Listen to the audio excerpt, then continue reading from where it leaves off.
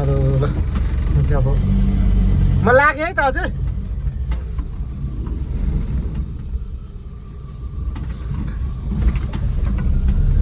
म चाहिँ अब धोलाइटीबाट अनामनगरको लागि निस्केँ है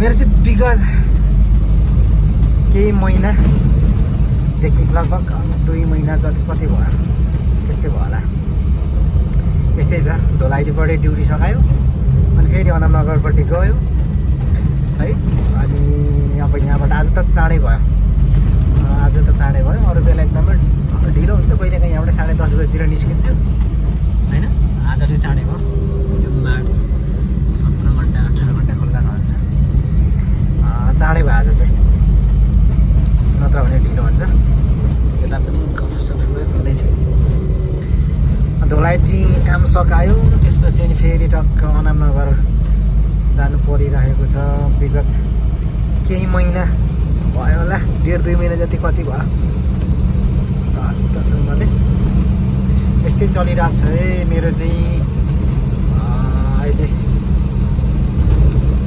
घर गए चाहिँ अब निकै ढिलो हुन्छ अझै लगभग छिट्टो भनेको पनि 11 बजी नत्र कहिलेकाहीँ त ठ्याक्क 12 बजीतिर मात्रै आइपुगेको हुन्छु घर पुग्दा 12:30 पनि भएको हुन्छ होइन अच्छा भाइको चाहिँ कस्तो भएछ धुलो धुलो नपछि यो गाडी आज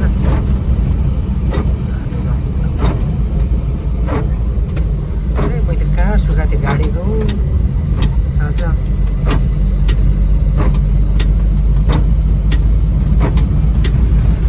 म आज चाहिँ तपाईँलाई धोलाइटीबाट अनामनगरको पुरै दृश्य पनि देखाउँछु रात्रिकालीन दृश्य होइन तिहारको बेला देखाउन मन थियो अलिकति मिलेन अब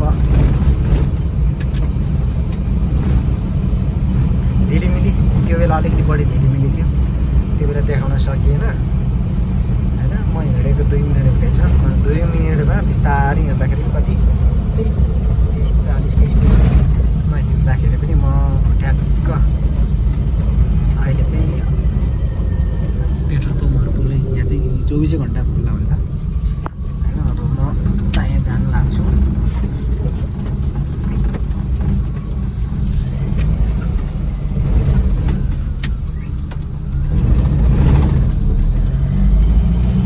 सातो बाटो अँधेरो छ के अरे हाम्रो एकदम अँधेरो छ आज त रेड लाइट पनि छैन रहेछ फेरि सातो बाटोको दिउँसै बिग्रिरहेको थियो रेड लाइट साँच्चै पुरा के अरे चारैतिर रेड लाइट छ चारैतिर गाडी अड्किरहेछ आज त रेड लाइटै छैन रहेछ पुरै मरिरहेको छ यहाँ माथि थियो रेड लाइट त दिउँसो त पुरै रेड लाइट त आज चारतिर बलिराखेँ कता जाने कहीँको गाडी चलेको छैन हो सबैजना हेरेर बसिरहेको छ ट्राफिक पनि छैन है अनि यसो हेरेको घाइको र वाइट के अरे लाइटै छैन मेरो पाला चल्ने आज दिउँसो पुरै अँध्यारो छ कस्तो यो हाइवे के अरे पनि हाम्रो चक्रपथको पनि अँध्यारो कुनै छैन लाइट केही छैन अस्तितिर त अलिअलि उज्यालो त हुन्थ्यो के हुन्थ्यो अस्तितिर उज्यालो केही भएन थिएन अस्ति पनि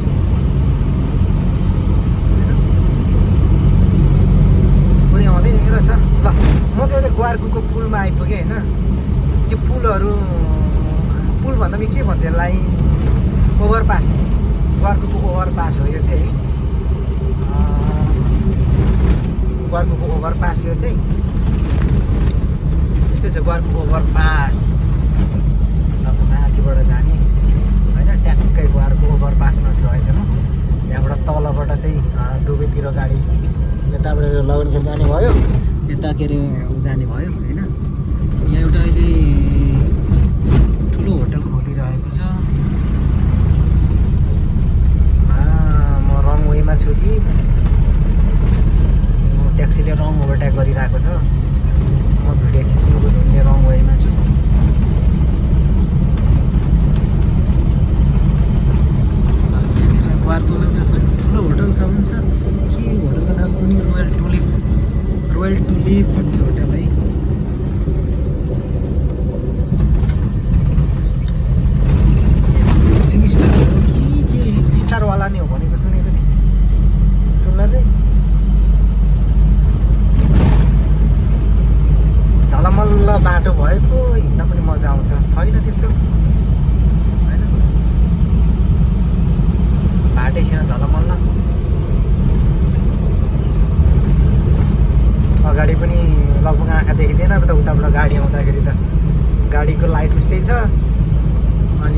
उताबाट के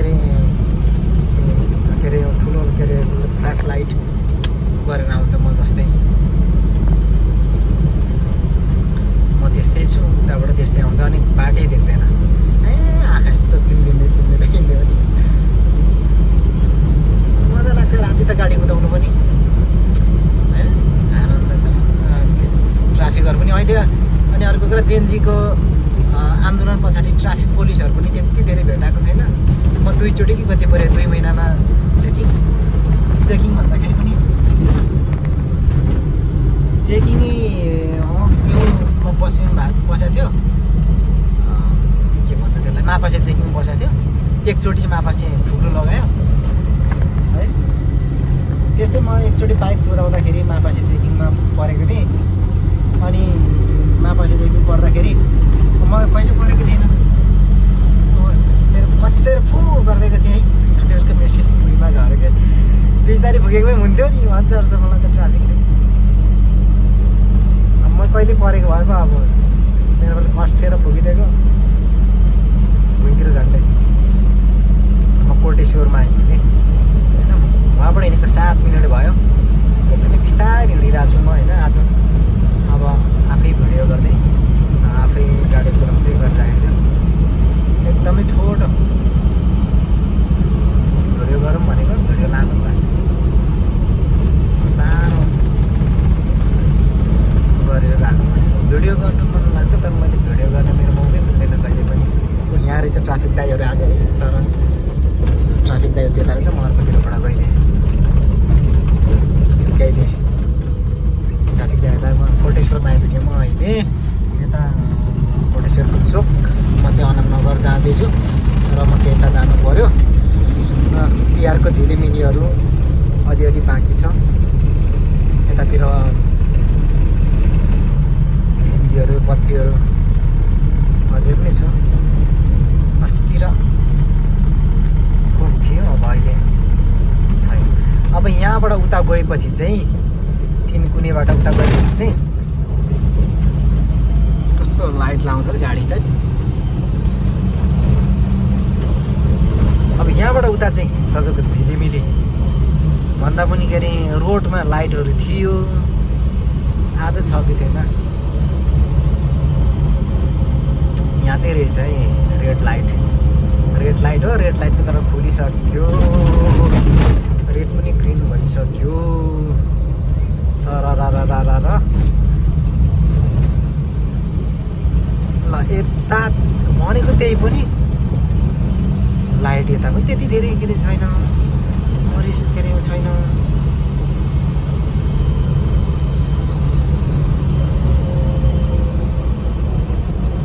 तिहार पछाडि चाहिँ म आज पहिलोचोटि फेरि यता भनेको हिजो र आज हो। हिजो आइएन, आज मात्रै सुरु हो। लाइट यहाँ पनि वाइट भयो। म जाममा कहीँ परेको छैन। म अहिले तिनकुने छु, एयरपोर्ट अगाडि तिनकुने है। यता चाहिँ लाइट छ अलिकति झिलिमिली लाइट। अस्ति जेनजीको आन्दोलन पछाडि यता पनि लाइट खासै थिएन। पछिबाट लगाएको बनाएको लाइट हो। पहिला थियो कि थिएन, म त्यति धेरै राति यतै हिँडेको थिएन होइन। जेनजीको आन्दोलनभन्दा अगाडि मैले खासै गाडी कुदाएको थिएन। राति हिँड्ने बाटै पर्दैन थियो, गाडी कुदाएकै थिएन। अनि जेनजीको आन्दोलन पछाडि पुरै लाइट अफ थियो यहाँ। पछिबाट ट्याक्क लाइट बनाएकै दिन हो क्या यहाँ एक्सिडेन्ट परिरहेको थियो। निकै ठुलो एक्सिडेन्ट परिरहेको थियो। पुलिसको गाडीहरू आएर आज म एकदम बिस्तारै छु, बिन्दासमा बिस्तारै मान्डो रातितिर।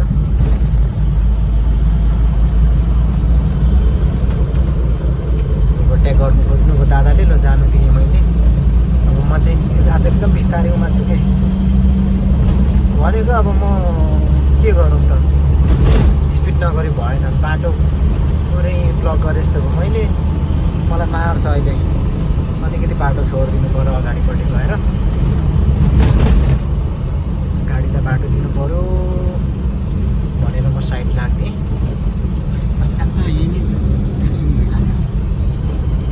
यो चाहिँ बानेश्वरको एरिया हो है।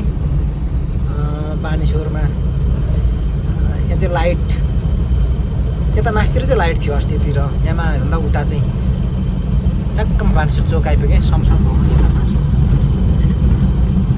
चलेको संसद भवन अझै अब यहाँनिर हाम्रो सांसदहरू पनि अब छैन विघटन भइसक्यो होइन कसको लागि बस्छ र बानेश्वर चोक ट्याक्क यहाँबाट उता गयो भनेदेखि पुरानो बानेश्वर भयो यता गयो भनेदेखि के भन्छ यो उता नाम पनि ठ्याक्क बिर्सेँ मैले अहिले त भयो यता अगाडि गयो भने अब माइती घर होइन शङ्खमूल भयो यतापट्टि यता चाहिँ नि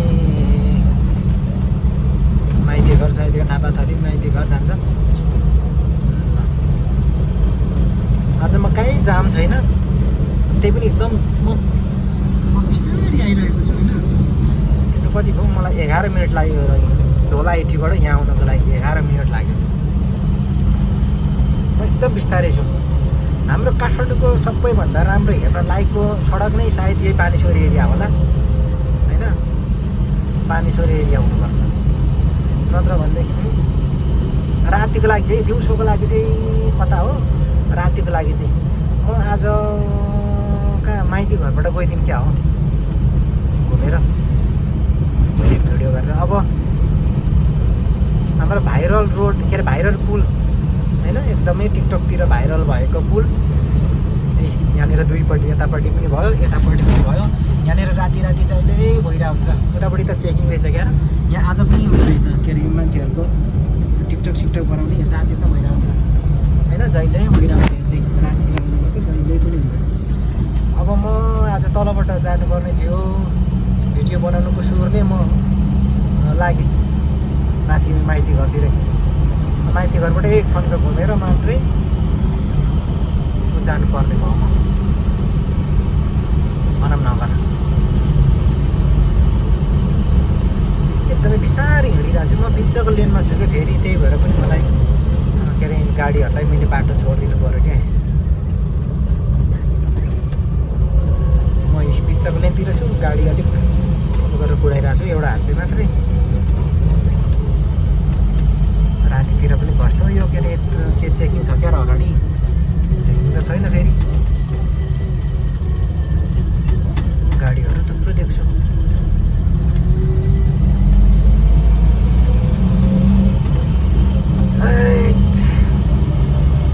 अस्तिको आन्दोलनका कुरा अलिकति गरौँ होइन अब मैले त्यो बेला आन्दोलनमा मैले जे सोचेको थिएँ पछि अहिले त्यही नै हुँदैछ टिओबी होइन को उसले मलाई गाडीले पराउँछ होला यार पुरा मलाई उ गर्दैछ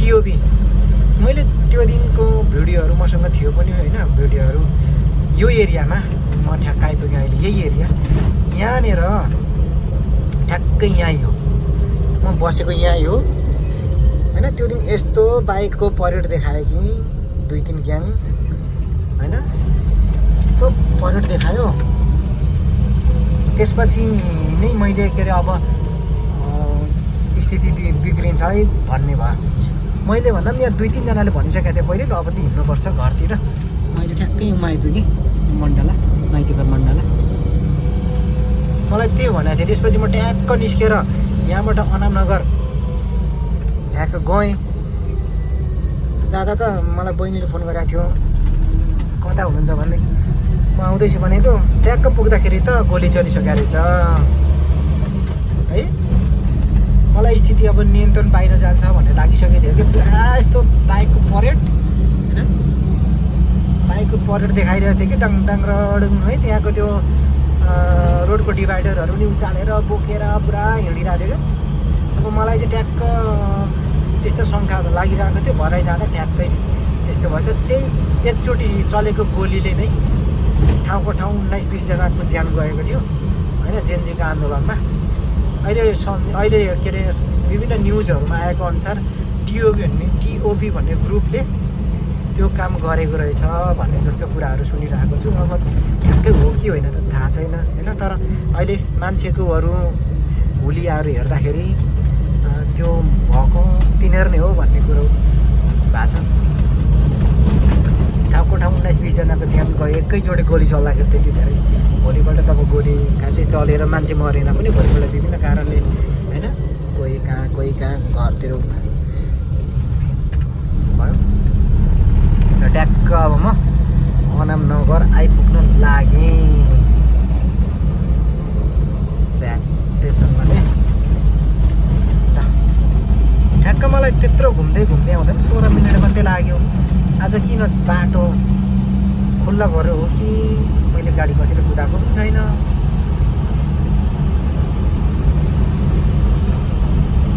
16 मिनट मात्रै हुँदैछ मैले हिँडेको उहाँबाट बिस्तारै गाडी कुदाउँदाखेरि पनि। आज म स्पिडमा छाँदै छैन, नत्र अलिकति स्पिड जान्थ्यो 50-60 भन्दा माथितिर जान्थ्यो सधैँ। आज त 50 भन्दा पनि माथि गएकै छ। म चाहिँ अब अनामनगर आइपुगेँ। ओ झिलिमिली त यहाँ छ त बरु।